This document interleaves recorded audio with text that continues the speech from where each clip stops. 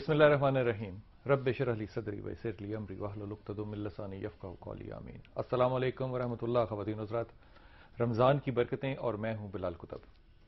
ख़वातीन हज़रात, मुसलमानों की तारीख़ में एक से एक बढ़ के शख्सियत है, एक से एक बढ़ के, मर्दों की भी औरतों की भी। गौर फरमाइए कि हज़रत अबू बकर, हज़रत उमर और हज़रत अली एक मुंडेर पे बैठे हुए थे, दोनों बातें कर रहे थे। तो एक यहूदी आया और उसने अमीरुल मोमिनीन हज़रत उमर से कहा कि मेरा अली से कोई मामला है और मैं चाहता हूं कि आप इस पे फैसला करें। अब दोनों बैठे बातें कर रहे थे।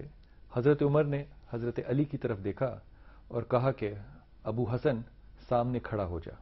तब्दीली देखिए एकदम ज़रा कैसी आई। हज़रत अली जब उठ के वहां से सामने जा रहे थे तो हज़रत उमर ने देखा कि आपके चेहरे पे कुछ थोड़ी सी तब्दीली आई है। खैर, वो दोनों सामने खड़े हुए। अमीरुल मोमिनीन ने सबका मुकदमा सुना और जो फैसला करना था वो किया। उसके बाद हज़रत अली जब वापस आके बैठे और यहूदी चला गया तो हज़रत उमर ने हज़रत अली से कहा कि शायद मेरा आपको सामने खड़ा करना मुनासिब लगा नहीं आप पे। हज़रत अली ने कहा, मुझे आपका ये मामला बुरा नहीं लगा कि आपने मुझे सामने खड़ा किया। मुझे इस बात से थोड़ा सा मुझे ये इस बात का थोड़ा सा इख्तलाफ हुआ कि उस यहूदी जो कि आपसे इंसाफ मांगने आया था, आपने उसके आगे मुझे इज्जत और एहतराम दिया कि आपने मुझे अबू हसन कहा। ज़हन में रखिए कि अरब्स के अंदर जब कुनियत से बुलाया जाए तो ये ज़्यादा एहतराम वाली बात होती है। मैं आपसे अक्सर कहता हूं कि मुसलमानों की जो तरबियत है, जो पैराडाइम ऑफ विजडम है, ये finest of the finest of the finest अदराक में भी बारीकी ढूंढने का एक रुझान होता है। ख़वातीन हज़रात, इससे पहले कि हम बात को आगे लेके चलें, मदीने को चलें।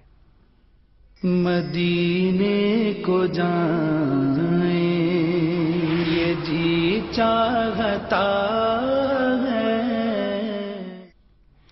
ख़वातीन हज़रात, ये जो आपका सेगमेंट है इसमें आप सवाल का जवाब देते हैं, आपको 3 ऑप्शंस दी जाती हैं और इसमें रोज़ाना 2 टिकट दिए जाते हैं उम्रे के लिए। और जो लोग ये सादत हासिल करते हैं यकीनन वो खुश नसीबों में से बहुत खुश नसीब हैं। आज का जो सवाल है ये चौथा सवाल है आज का, और ये बड़ा ही खूबसूरत सवाल है और आई एम श्योर कि आप में से अक्सर बेशतर लोग इस बात को अटेम्प्ट सही कर सकते हैं। कुरान हकीम में सवाल है कि कुरान हकीम में सबसे बड़ी सूरा, 3 ऑप्शंस आपके पास, पहली सूरह बकर, दूसरी आले इमरान और तीसरी सूरह निसा। कुरान हकीम में सबसे बड़ी सूरा कौन सी है? 3 ऑप्शंस। इन तीनों ऑप्शंस में से पहली ऑप्शन सूरह बकर, दूसरी सूरह आले इमरान और तीसरी सूरह निसा, इसमें से सबसे बड़ी सूरा कुरान में कौन सी है? इसका आपने जवाब देना है और इंशाअल्लाह ताला रात को 9 बजे जब ये बैलेट होगा तो आप इसमें अपना विनिंग वोट हासिल कर सकते हैं। इसको करने के लिए आपके पास स्क्रीन पे भी ये सिलसिला चला ताला, और ये में रखिए कि एस सकते हैं आप, हमें ईमेल कर सकते हैं और आप हमारी साइट पर जा सकते हैं। अगर आपने एसएमएस करना हो तो आप MKJ मदीने को जाए का छोटा है, ये जे लिखकर स्पेस दें, अपना जवाब लिखें, फिर स्पेस दें और नाम और शहर का नाम, 2 चीजें, ये एसएमएस होगा। अगर आपने ईमेल करना है तो आप mkj@duniatv.tv हमें सकते हैं, और अगर आपने वेब पे जाना हो तो जाहिर है www करेंगे आप .dunianews.tv, इसके बाद आप स्लैश करें और MKJ टाइप करते हैं। तीनों तरीकों में से जो भी आप अडॉप्ट करना चाहें, आप तीनों में से कोई भी अडॉप्ट करें और पार्टिसिपेट करें। मदीने को जाएं ये जी चाहता है। हजरत अबू हुरैरा ने फरमाया कि कुरान हकीम जो है ये 5 तरह के बयान रखता है। पहला हलाल, दूसरा हराम का जिक्र, तीसरा मुहकम, चौथा मुतशाबिहात, और पांचवां मसाल से समझाता है।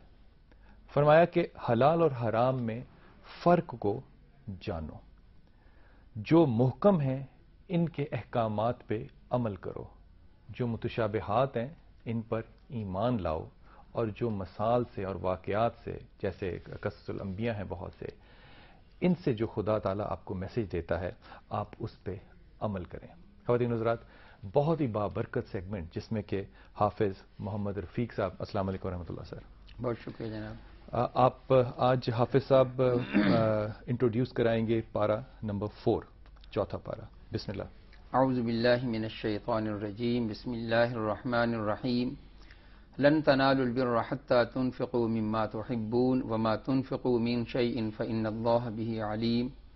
صدق اللہ العظیم. رب اشرح لي صدری ويسر لي امری واحلل عقدة من لسانی یفقهوا قولی. سورہ آل عمران میں اللہ تعالیٰ نے اہل کتاب خصوصاً نصارہ کو آپ صلی اللہ علیہ وسلم پر ایمان لانے کی دعوت بھی دی ہے، اور پھر خاص طور پر ان کی بدعات اور گمراہیوں کا ذکر بھی ہے، اور اس کی تردید بھی کی گئی ہے کہ کس طرح انہوں نے دین کے اندر یہ چیزیں داخل کی. اور اس کے ساتھ ساتھ ان کے سامنے اسلام کی جو صحیح دعوت ہے انبیاء کرام کی، خصوصاً حضرت ابراہیم علیہ السلام اور ان کے اپنے پیغمبر حضرت عیسیٰ علیہ السلام کی زبان سے یہ دعوت دی گئی کہ جو دعوت محمد صلی اللہ علیہ وسلم پیش کر رہے ہیں وہی دعوت ان انبیاء کی بھی تھی. اور یہ صراحت بھی کی گئی کہ ما کان ابراہیم یہودیم ولا نصرانیم ولکن کان حنیفا مسلما. ابراہیم علیہ السلام نہ یہودی تھے نہ نصرانی تھے نہ وہ مشرکین میں سے تھے، بلکہ وہ تو ایک یکسو تھے، اللہ کی طرف موحد کامل، اللہ کے خالص بندے تھے، مشرکین میں سے نہ تھے. پھر فرمایا کہ ان اول الناس بابراہیم الذین اتبعوا هذا النبی. ابراہیم علیہ السلام کے ساتھ تعلق کے زیادہ حقدار وہ لوگ ہیں جنہوں نے ان کی پیروی کی اپنے اپنے دور میں جو بھی. اور یہ پیغمبر علیہ الصلوۃ والسلام اور ان کے ساتھی جو ان پر ایمان لائے ہیں، اس لیے کہ یہ اسی راستے پر چل رہے ہیں، اسی کی دعوت دے رہے ہیں، ان کا حق زیادہ بنتا ہے. زبانی کلامی کسی چیز کی کوئی وقت نہیں ہے.